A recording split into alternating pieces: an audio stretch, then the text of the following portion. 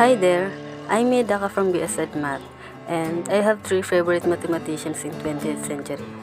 And they are David Hilbert, Alan Turing, and Benoit Mandelbrot. Who is David Hilbert? David Hilbert was a German mathematician and one of the most influential and universal mathematicians of the 19th and early 20th centuries. Hilbert discovered and developed a broad range of fundamental ideas in many areas, including invariant theory, the calculus of variations, commutative algebra, algebraic number theory, the foundations of geometry, spectral theory of operators and its application to integral equations, mathematical physics, and foundation of mathematics, particularly proof theory.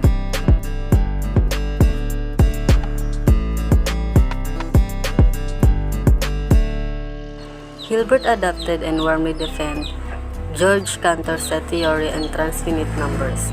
A famous example of his leadership in mathematics is his 1900 presentation of collection of problems that set the course for much of the mathematical research of the 20th century.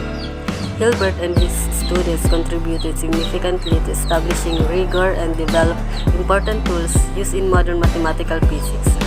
Hilbert is known as one of the founders of proof theory and mathematical logic. What did David Hilbert invented in math? Hilbert proved the theorem of invariance, that all invariants can be expressed in terms of a finite number.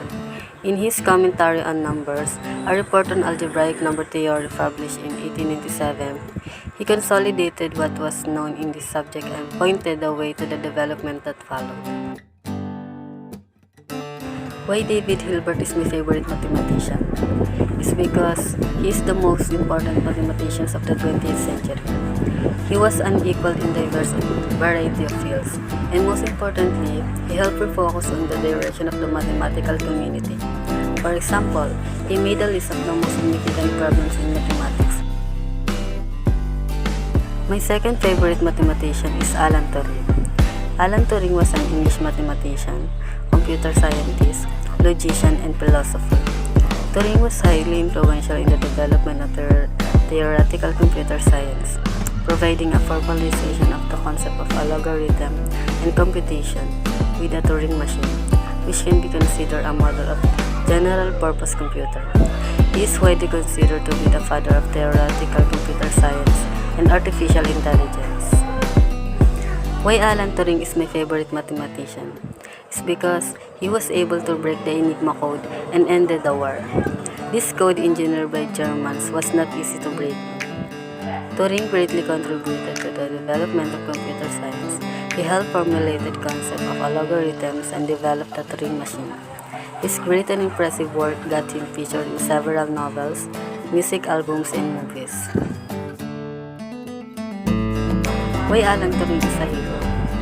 Aside from being a father of computer science, Turing was hailed as a war hero and granted an honor by King George IV at the end of war for helping to defeat the Nazis. How has Alan Turing influenced life today? Turing's work was not only a significant impact on the defeat of Nazism through his Enigma code breaking, but his mathematical work is the basis of modern computing. The modern world of iPads, Facebook, mobile phones are all based on these ideas. Benoit Mandelbrot was a Polish-born French-American mathematician and polymath with broad interest in the practical sciences, especially regarding what he labeled as the art of roughness, of physical phenomena, and the uncontrolled element in life.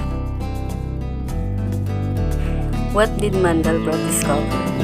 Mandelbrot was an intellectual jack of all trades. While he will always be known for his discovery of fractal geometry, Mandelbrot also be recognized for bridging the gap between art and mathematics and showing that these two worlds are not mutually exclusive. What did Mandelbrot invent? The fractals and the theory of roughness.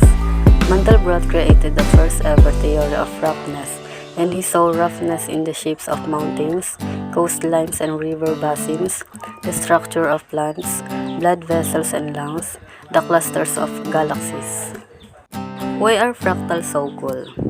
Fractals help us study and understand important scientific concepts, such as the way bacteria grow, patterns in freezing water or snowflakes, and brain waves, for example. Their formulas have made possible many scientific breakthroughs.